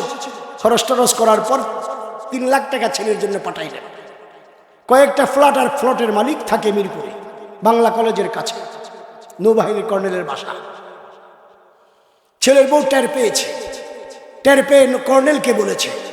কর্নেল বাবার কাছ থেকে টাকা ফ্লট উইল করে নিজের নামে লিখে নিয়ে গেছে। স্ত্রী মারা গেছে, বেচারা ডায়াবেটিসে আক্রান্ত, এখন ছেলের সামনে সবকিছু উইল করে নেওয়ার পর কর্নেলের সামনে কর্নেলের বিবি তার বাবাকে ঘাট ধাক্কা দিয়া ঘর থেকে বের করে দিয়েছে। মুসলমান, এমন সন্তান দুনিয়ার থাকার চাইতে মরে যাওয়া ভালো নয়, যার স্ত্রী তার সামনে তার বাবাকে ঘাট ধাক্কা দিয়া ঘর থেকে বের করে দেয়। আমরা এমন সন্তানের বাবা হইতে চাই না, আর এমন ঔরস এমন সন্তানের জন্ম দিতে চাই না। অতএব এমন সন্তান যদি জন্ম দিতে চান, স্কুল কলেজ ইউনিভার্সিটি ইংলিশ মিডিয়ামে পড়ান। আর যদি আদর্শ সন্তান জন্ম দিতে চান, আদর্শ স্ত্রী বানাইতে চান, আদর্শ কন্যা তৈরি করতে চান, তাহলে কোরআনের মার্কাজে ফজলুল উলুম মহিলা মাদ্রাসায় পড়ান। বুঝেন নাই? স্কুল কলেজে শিক্ষিত মানুষ তৈরি হয়, বঙ্গবন্ধুর মতো রাষ্ট্রনায়ক পাইবা, জিয়াউর রহমানের মতো সেনানায়ক পাইবা, এরশাদ সাহেবের মতো সেনা প্রধান পাইবা, মঈনুদ্দিন ফখরুদ্দিনের মতো টেটকি মারা অফিসার পাইবা, খালেদা জিয়ার মতো প্রধানমন্ত্রী পাইবা, সর্বশেষ শেখ হাসিনার মতো লেডি ফেরাউনও পাইবা। ঠিক না বে ঠিক? আর তাসলিমা নাসরিনের মতো ময়মনসিংহ মেডিকেল কলেজ থেকে বের হওয়া নাস্তিক পাইবা। ঠিক না বে ঠিক? আবার জামাইরে ডিভোর্স দিয়া পাশায় লাত্তি দিয়ে বের করে দিয়ে আরেকটার সাথে বের হইয়া যাওয়া কি পাইবা? প্রেমিকা। ঠিক না বে ঠিক? ঠিক না বে ঠিক? আর আদর্শ মা কন্যা রাবেয়া বস্তি তৈরি করতে হলে মহিলা মাদ্রাসায় দরকার। ঠিক না বে ঠিক? মা হলেন সন্তানের প্রথম শিক্ষিকা। মা সন্তানের প্রথম শিক্ষিকা। যেই মা সূরা ফাতিহা পড়তে পারে না, সে তার সন্তানকে কিভাবে সূরা ফাতিহা শিখাবে? যে মা সূরা ইখলাস পারে না, সে তার সন্তানকে কিভাবে সূরা ইখলাস শিখাবে? যে মা কোরআন পড়তে পারে না, আউযুবিল্লাহ পারে না, বিসমিল্লাহ পারে না, উল্টা পুল্টা পড়ে, সে তার সন্তানের শিক্ষিকা হতে পারে না। সেটা হলো মা নামে কলঙ্ক, ডাইনি। ঠিক না বেঠিক? অতএব মাদ্রাসা দরকার আছে কি নাই? আছে কি নাই? আপনার মেয়েকে ডাক্তার, ডক্টর, বৈজ্ঞানিক বানান, আমার আপত্তি নেই। মগে আগে কোরআন শিখাই এলো, আগে হাফেজা বানান, আগে হাফেজা বানান। দেখবেন মেয়ে স্বামীকে কষ্ট দিবে না, মেয়ের নামে বিচার আসবে না। মেয়ের নামে কি আসবে না? বাবা মার কাছে বিচার আসবে না, ভাইয়ের কাছে বোনের নামে বিচার আসবে না। মার নামে বাবা তার সন্তানের কাছে তার মায়ের নামে বিচার দিবে না। বুঝেন নাই? ইতিহাস বলতে গেলে আমার লাত হবে। ওই আব্দুল্লাহ ওয়াল সাহেব বলেন, বাবা ছেলে রাশিয়া থেকে এসছে, বিয়ে করেছে, বিয়ে করে বউ নিয়ে যাবে, মিরপুর 10 নম্বর গোল চত্বরে ডাকে নিয়ে আমাকে 5 টাকার কিমাপুরি খাওয়ায়। আমাকে বলে, বাবা বিয়ে করেছি, বউ নিয়ে রাশিয়া চলে যাব, দোয়া করো। আমি বললাম, বাবারে তোর তো মা নেই, আমাকে কি তোর মেয়েটাকে একটু দেখাবি না, তোর বউটাকে? ছেলে বলে, না তোমাকে দেখানো যাবে না। কেন? বউ যদি জিজ্ঞেস করে তোমার বাবা কোথায় থাকে, কি জবাব দিবে? স্পষ্ট ঘোষণা, এটা পত্রপত্রিকা ওনার নামে অনেক লেখালেখি হয়েছে, যেটা আমার সামনে সরাসরি কথা, আমি সেটা আপনাদেরকে বললাম। এমন সন্তান পাইবেন দরকার। হ্যাঁ, আদর্শ সন্তান মাদ্রাসায় পড়ান, হাফেজ আলেম হবে। আপনার অসুস্থ হইলে নিজের হাতে প্রস্রাব পায়খানা পরিষ্কার করবে, নিজের হাতে গোসল করাবে, মৃত্যুর পর নিজে আখেরি গোসল দিবে। আমি আমার বাবাকে গোসল করিয়ে, আমি আমার আব্বাকে নিজ হাতে জানাজা পড়িয়ে দাফন করেছি। এখনো কবরের পাশ দিয়ে গেলে রিক্সারে থামাই আগে একটু সূরা ইখলাস, সূরা ফাতিহা পড়া যায়। আইকে বর্মা মিরউইদা মনকুশা সূরা ইখলাস ওয়া আলহামদু বখা তু তাওয়াঙ্গার গাস্তাই আজ মালেমা ইজামা গাফিল শুদি আজ হালেমা। মুহাম্মদুল্লাহ হাফিজ হুজুরের কবরের পাশে একটা পাথর লাগানো, এই পাথরের মধ্যে কবিতা দুটো লেখা, কে যাচ্ছ গে হেঁটে আমার কবরের পাশ দিয়ে, একটু দাঁড়াও, কুল আল্লাহ শরীফ আলহামদু শরীফ পড়ে দিয়ে যাও। কবি বলতেছে। কিন্তু ছেলে যদি টেডি মার্কা হয়, সিগারেট টানতে টানতে আরেকটা মেয়ে নিয়ে তোমার কবরে বাস দিয়া যাইব,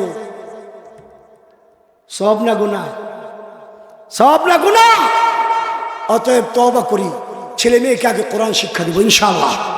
ওই ছেলেটা আপনাকে গোসল করাবে, নিজে হাতে জানাজা পড়বে, নিজে কবরে নেমে আপনাকে দাফন করবে, আপনার সকাল সন্ধ্যা সপ্তাহে সপ্তাহে গিয়ে আপনার জন্য দোয়া করবে ইনশাআল্লাহ। রাজি আছে ইনশাআল্লাহ? এই সমস্ত মাদ্রাসাগুলোকে তিনটা জিনিস দিয়ে সাহায্য করবেন। আমি তাফসীর শেষ করবো, বসেন। তিনটা জিনিস দিয়ে সহযোগিতা করবেন। 1 নম্বর ছেলে মেয়ে দিয়ে, কি দিয়ে? 2 নম্বর বুদ্ধি পরামর্শ দিয়ে, 3 নম্বর আল্লাহ তৌফিক দিলে কিছু টাকা পয়সা দিয়ে ইনশাআল্লাহ। আপনার টাকায় লালিত পালিত হয়ে যে ছেলে এবং মেয়েটা কোরআন শিখবে, হাফেজ হবে, আলেম হবে, ও যত আমল করবে তার আমলের একটা পার্সেন্টেজ আপনার অ্যাকাউন্টে জমা হবে।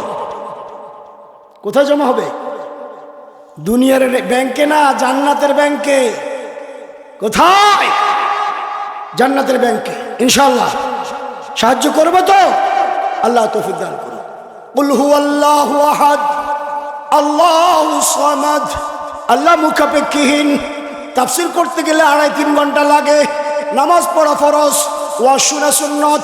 কয়েক লক্ষ ওয়াজ মিলেও 1 ওয়াক্ত নামাজের সমান হবে না। হবে? হবে? সংক্ষেপে শেষ করছি, নামাজ যেন ঠিক থাকে। লাম ইয়ালিদ ওয়া লাম ইউলাদ। আল্লাহর ছেলে মেয়েও নাই, আল্লাহর আব্বা আম্মাও নাই, আল্লাহ কারো থেকে জন্ম নেননি, আল্লাহর থেকেও কেউ জন্মগ্রহণ করেনি।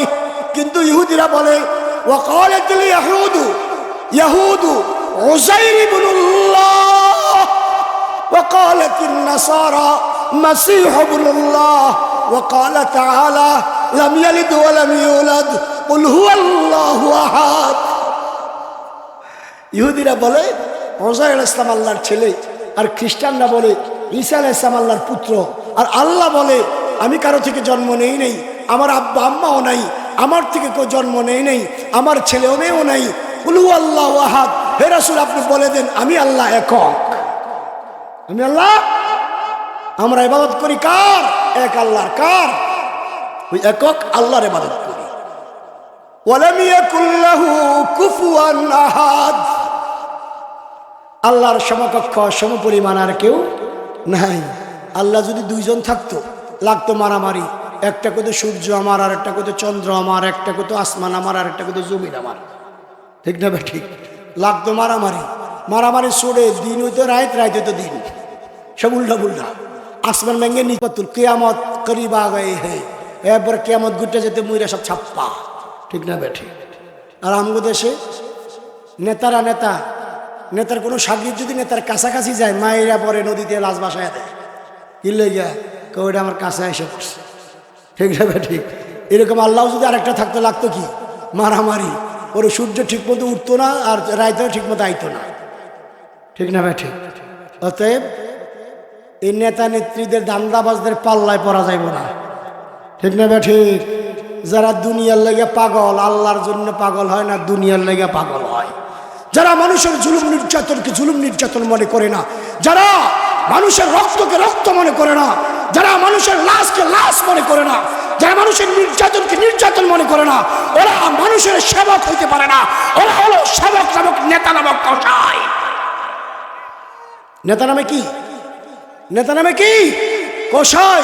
যারা রাজনীতি করে তারা দেখো এমন নেত্রী রাজনীতি করলা, নেত্রী তোমাদেরকে বিপদে ফেলাইয়া পুকুস করে দুপুরে খাওয়ানো খাই নাই, পাল্টাইয়া বাবার বাড়ি ভাঙিস। ঠিক না? ঠিক। আর তোমরা এমন নেত্রীর দল করো, আর ওই নেত্রীও এমন কর্মীদের নিয়ে রাজনীতি করে যে কর্মীরা নেত্রী ভাগদাসে দেখেও নেত্রীকে সাহায্য করতে আগায় আসে নাই। ঠিক না? ঠিক। অতএব এই দেশটা বাংলাদেশ, মুসলমানের দেশ, উলিয়া উলিয়া গাউস কুতুবদের বাংলাদেশ।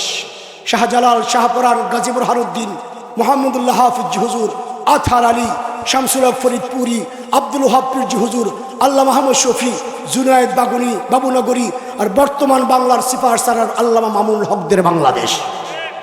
ঠিক না? ঠিক। এখানে কোনো জুলুম নির্যাতন চলবে না। আমরা তোমাদের মাধ্যমে জুলুম নির্যাতনের খবর রচনা করে দিলাম। ভবিষ্যৎ বললো আল্লাহ রাসূল যে ফেরেশতার সাহায্যের দরকার নেই, আপনার সাহাবা একরাম এমনিতে বিজয় অর্জন করেছেন। তাহলে কেন এসছেন? এসছি মুআবিয়া ইবনে মুআবিয়া নামে আপনার একজন সাহাবী ইন্তিকাল করেছেন।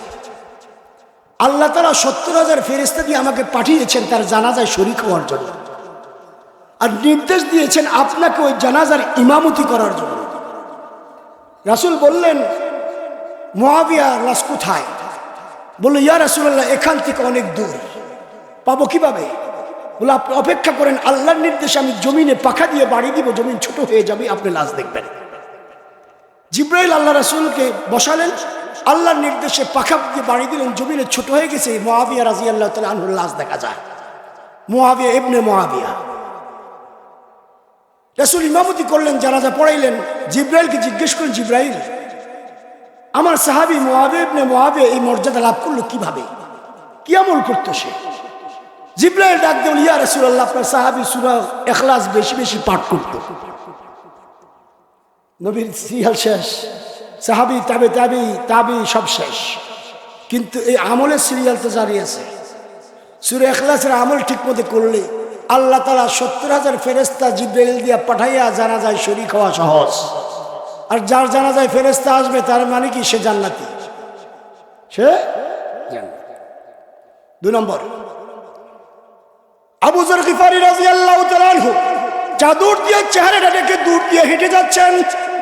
জিব্রাইল আল্লাহ রাসূলের সামনে বসা, ডাক দিয়ে বলে, ইয়া রাসূলুল্লাহ, ওই যে তাকায়া দেখেন আপনার বুজুর্গ সাহাবী আবু যর গিফারি যাইতেছে। আল্লাহ রাসূল ডাক দিয়ে বলে, জিব্রাইল, আপনি কিভাবে চিনলেন আবু যর গিফারিকে? জিব্রাইল ডাক দিয়ে বলে, ইয়া রাসূলুল্লাহ, আপনার আবু যরকে আমি জিব্রাইল একা চিনি না, আল্লাহ তাআলা আপনার আবু যরের সাথে আসমান জমিনে যত কোটি ফেরেশতা আছে সবার সাথে পরিচয় করিয়ে দিয়েছেন, সবাই আবু যর গিফারিকে চিনে। আল্লাহ রাসূল ডাক দিয়ে বললেন, জিব্রাইল, আমার আবু যর কি আমল করে? আল্লাহ রাসূল বললেন, আপনার আবু যর বেশি বেশি সূরা ইখলাস, কুল হুয়াল্লাহ শরীফ পাঠ করে। কুল হুয়াল্লাহ শরীফ পাঠ করে। এক সাহাবীকে যুদ্ধের ময়দানে কমান্ডার বানায় পাঠাইলেন। ওই সাহাবী যুদ্ধের ময়দানে গিয়ে নামাজের ইমামতি করতে গিয়ে সূরা ফাতিহার পর কুল হুয়াল্লাহ আগে পড়ে, এরপর অন্য সূরা মেলায়। যুদ্ধ শেষ, সাহাবা একরাম ফিরত এসছেন, এসে বলে, ইয়া রাসূলুল্লাহ, এমন একটাকে যুদ্ধের কমান্ডার বানাইলেন সাহাবীকে যে এই কাজ করে। রাসূল বলে, তাকে ডেকে জিজ্ঞেস করে সে এই আমলটা কেন করে।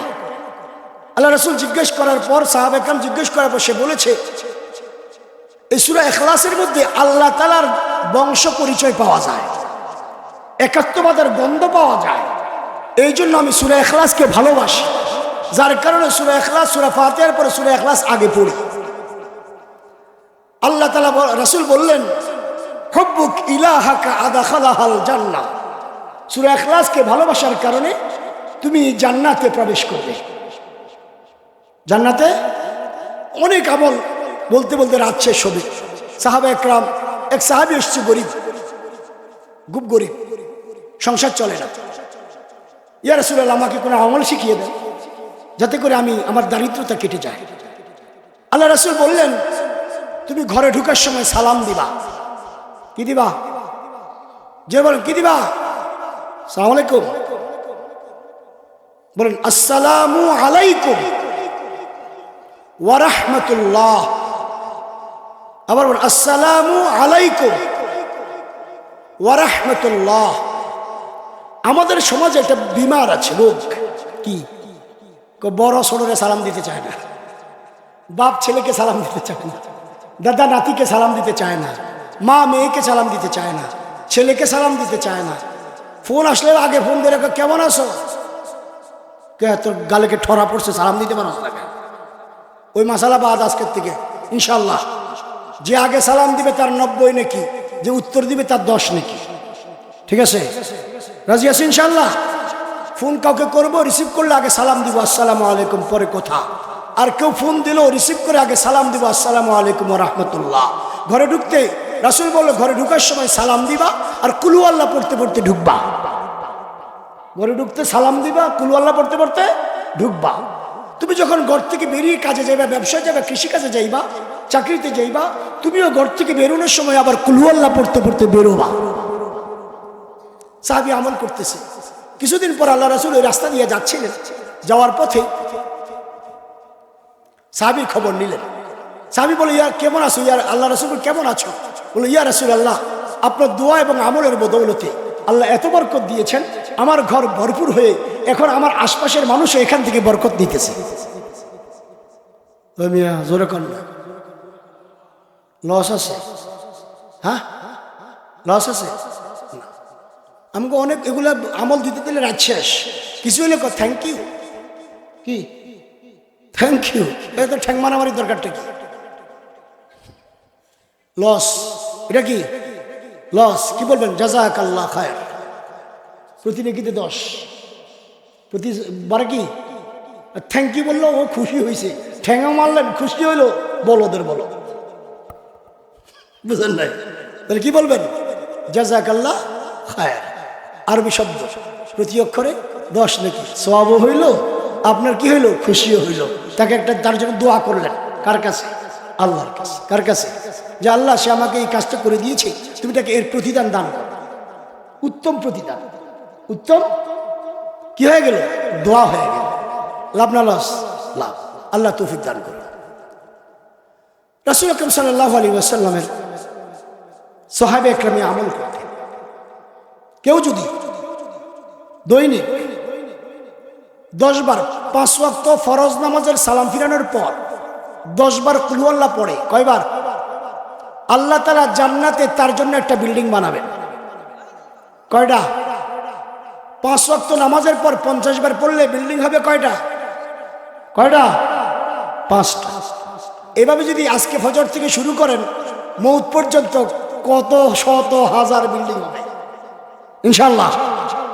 যদি এতগুলো বিল্ডিং এর মালিক হন, করবেনটা কি? এতগুলা কি করুন? আল্লাহ যে আপনার কত শত শত বহু বেড়ে থাকবো কই?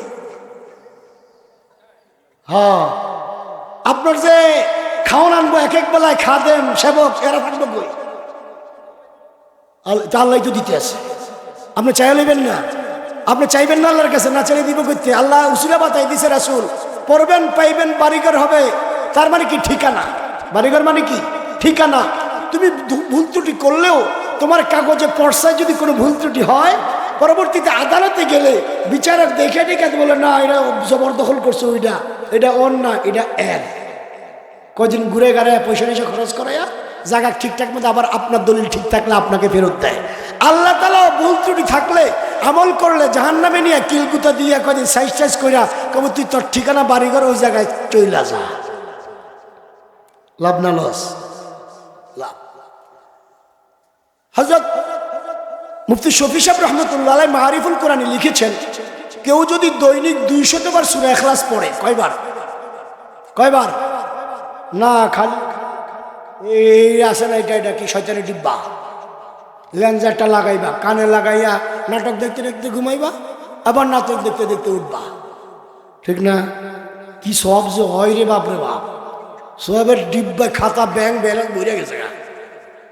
হ্যাঁ, 200 বার সূরা ইখলাস পড়তে যদি আস্তে আস্তে পড়ে হাফেজ আলেম সারা সর্বোচ্চ আধা ঘন্টা, সর্বোচ্চ। আবার হাফেজ আলেম পড়লে 15 থেকে 20 মিনিট। কি হবে? মুফতি শফি সাহেব লিখেছেন, যে ব্যক্তি 200 বার সূরা ইখলাস পড়বে তার জন্য 20টা বিল্ডিং তৈরি হবে, 67 খতম কোরআনের সওয়াব পাবে, 40টা বিপদ আপদ প্রয়োজন আল্লাহ তাআলা পুরা করবে। ইনশাআল্লাহ রাজি আছি তো? ইনশাআল্লাহ। 3 নম্বর আমল, বাপ্পা মারা গেলে কবর জিয়ারতের কোরআন হাদিসে কোনো নির্দিষ্ট আমল নাই। মুফাসসির ইকরাম লিখেছেন, কেউ যদি এটা তাফসীর, সূরা ইখলাস গিয়া কবরের পাশে দাঁড়ায় 3 বার পরে আল্লাহ তাআলা কবরবাসীর কবরে 1 খতমের সওয়াব দান করেন। আমি তো 1 বছর আব্বার কবরে যাই না। কে? বেটা বহুত জ্বালাইছে, জন্ম দিয়ে অপরাধ করছে, ঠিক না বেটে? তাহলে কি বাপ্পার কবর কাছে থাকলে দিনে 1 বার যাইবেন, না হইলে বেশি ব্যস্ত থাকলে সপ্তাহে হইলে 1 দিন যাইবেন, আর দূরে থাকলে মাসে হইলে 1 দিন যাইবেন। এটা তার অধিকার। কার? বাবা মার অধিকার। আপনাকে জন্ম দিয়ে দুনিয়াতে রেখে এসছে। যারা দুনিয়া থেকে বিদায় হয়ে যায় তার কোনো আমল দুনিয়াতে থাকে না কয়েকটা কারণে। নেক সন্তান পাইয়া গেছেন, হাফেজ আলেম বানাইয়া গেছেন, এখন ওই যত তেলাওয়াত করব অ্যাকাউন্টে জমাই হবে। কাউকে হাফেজ আলেম বানায় গেছেন, আলেমা হাফেজা বানায় গেছেন আপনার টাকা দিয়া, ওইটা যত নেক কাজ করবে ওইটা অ্যাকাউন্টে জমাই হবে। আর দুনিয়া থেকে আত্মীয় স্বজন যা দান করবে ওইটাই তার জন্য প্রাপ্য ইনশাআল্লাহ। আল্লাহ তৌফিক দান করুন। রাজি আছি আমল করতে? আমল আরো অনেক আছে, ফজিলত আছে, আমি সময় সংক্ষিপ্তের কারণে বললাম না। আল্লাহ তাআলা আমাদের সবাইকে দ্বীনের জন্য কবুল করুক। যে সূরাটা পড়েছি ছোট্ট একটা আরেকটা আমল বলি। স্বামী কথা শুনে না, বউরে জ্বালায়। বউরে কি করে? আরেকবার আর বললো টাঙ্কি পারে, নিজের বউ ভাল লাগে না, বুঝেন নাই? মহিলাদের আমল। আর পুরুষেরও বউ এখন ডিজিটাল যুক্ত, বউরে অ্যান্ড্রয়েড সেট কিনে দিছে, বউ নিজে জামাইরে ভালো লাগে না, আরেকটারে লেখে হাই কেমন আছো, ভালো আছো, নিজেরটার ভালো লাগে না, আরেকটারে ভালো লাগে। তো বউ যদি উল্টা পুল্টা চলে, ছেলে মেয়ে কথা শোনে না, বউ স্বামী কথা শোনে না, উল্টা পুল্টা চলে, সব কিছু উল্টা পুল্টা, তার জন্য আমল কি? তাহাজ্জুদের সময় বৃহস্পতিবার দিবাগত রাতে তাহাজ্জুদের সময় 2 রাকাত নামাজ পড়বেন। প্রথম রাকাতে সূরা ফাতিহার পর সূরা ইখলাস 15 বার, দ্বিতীয় রাকাতেও সূরা ফাতিহার পর সূরা ইখলাস 15 বার। পারলে রুকু এবং সেজদার তাসবিহ 15 বার করে, সালাম ফিরাইলে 15 বার দুরূদ শরীফ পড়ে দোয়া করবেন। আল্লাহ তাআলা আপনার যে নিয়তে এই আমল করবেন ইনশাআল্লাহ ওই নিয়ত পুরা করবেন। আমি জেলখানায় বিভিন্ন কারণে এই আমলগুলো করেছিলাম, পরীক্ষিত, কারেন্টের মতো লেগে যায়। আলহামদুলিল্লাহ। যদি 1 সপ্তাহ না হয় দ্বিতীয় সপ্তাহে করবেন, দ্বিতীয় সপ্তাহ না হলে তৃতীয় সপ্তাহ করবেন। যদি সূরা ইখলাসের আমল ইখলাসের সাথে করেন, আল্লাহকে উপর ভরসা কইরা দেখবেন কামে লেগে গেছে ইনশাআল্লাহ। আল্লাহ তৌফিক দান করুন। শেষ কথা হলো, আমরা বাংলাদেশি এতদিন যে জুলুম নির্যাতনের শিকার ছিলাম, আল্লাহ তাআলা মুক্ত করেছেন। আমার মামলার সংখ্যা 23টা। জেল খাটলাম গত 16 বছরে 7 বার। মাটির নিচে আয়না ঘরে আমারও যাওয়ার তৌফিক হয়েছিল, আয়না ঘরে আমারও যাওয়ার তৌফিক হয়েছিল। মাটির নিচে 3 তলা নিচে অন্ধকার, 20টা রুম, এক একটা রুম তৈরি করা হয়েছে শুধু দাড়িওয়ালা, টুপিওয়ালা, পাগড়িওয়ালা আলেমদের জন্য, যাদেরকে ভারত জঙ্গি বানিয়ে বানিয়ে বাংলাদেশ থেকে হাসিনার অঙ্গরাজ্য বানানোর জন্য, ভারতের অঙ্গরাজ্য বানানোর জন্য, হাসিনার মতো জালেম ফ্যাসিস্টদেরকে ক্ষমতায়, এই লেডি ফেরাউনদেরকে ক্ষমতায় টিকিয়ে রেখে বাংলাদেশকে জবরদখল করার জন্য এই ষড়যন্ত্রগুলো করেছে। এক আলেমের সাথে দেখা, জিজ্ঞেস করলাম কতদিন? বলল 2 বছর। ওই অন্ধকার কুঠুরিতে 24 ঘন্টা চোখ বাঁধা, হাতের মধ্যে হ্যান্ডকাপ পরায় থাকে, শোয়ার কোনো ব্যবস্থা নাই, বসে থাকারে কাটাইতে হয়। ও মুসলমান, ব্যথা শুরু হলে হাতের হ্যান্ডকাপ টাইট হয়ে যেত, মশা কামড়ায়, পা দিয়ে মশা মারা কি আর যায়? পিঠের, হাতের, মাথার, কপাল, বসে থাকতো। লড়াচড়া করতে করতে হাতের হ্যান্ডকাপ টাইট হয়ে যেত, এই সিনা থেকে ব্যথা শুরু হতো। দোয়া করতাম, আল্লাহ হায়াত থাকলে বাঁচাও, না হলে মেরে ফেলো। কত শত দোয়া করেছি জানি না, আল্লাহ মুক্ত করেছে। ঝুলিয়ে রেখেছে, 3.5 ঘন্টা ঝুলিয়েছে, কারেন্টের শর্ট দিয়েছে, চোখ বেঁধেছে। আমি শাপলা চত্বরে 2 জন শহীদের জানাজা পড়েছি, আমাকে দিয়া 164 করিয়েছে। শাপলা চত্বরে কেউ মারা যায় নাই। দুঃখের কথা কাকে বলবো?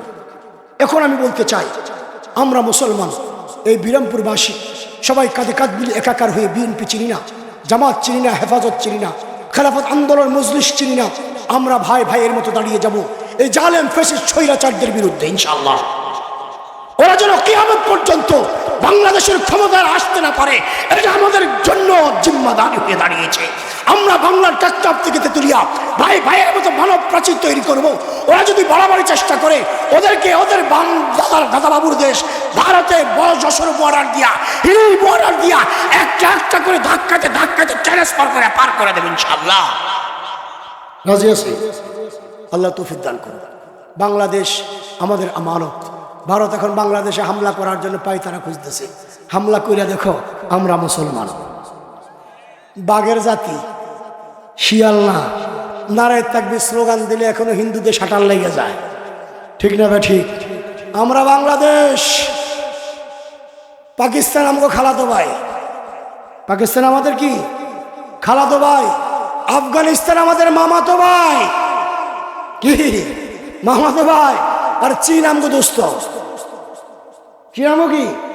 দোস্ত চারদিক থেকে এমন যাতায়াত দিব ইনশাল্লাহ, যাতার শুনে রাম বাবুরা পালাতে পালাতে বঙ্গোপসাগরে পড়বে। দিল্লির রাজপ্রাসাদ মুসলমান দখল করবো ইনশাল্লাহ। ওই রাজপ্রাসাদে কালিমার পতাকা পথ পথ উড্ডীন হবে ইনশাল্লাহ, ইনশাল্লাহ, ইনশাল্লাহ।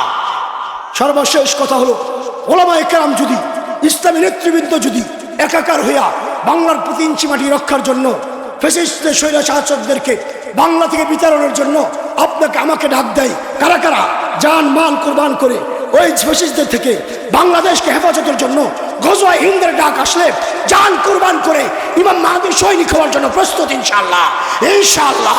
বাজিছে মামা, বাদরে মামা, শির উঁচু করে মুসলমান, দাওয়াত এসছে নয়া জমানার, ভাঙ্গা কাল্লায় উড়ে নিশান, মুখেতে কালিমা হাতে তলোয়ার, বুকে ইসলামী জোশ দুর্বার, হৃদয় লইয়া এশ কাল্লার চল আগে চল বাজে বিশান।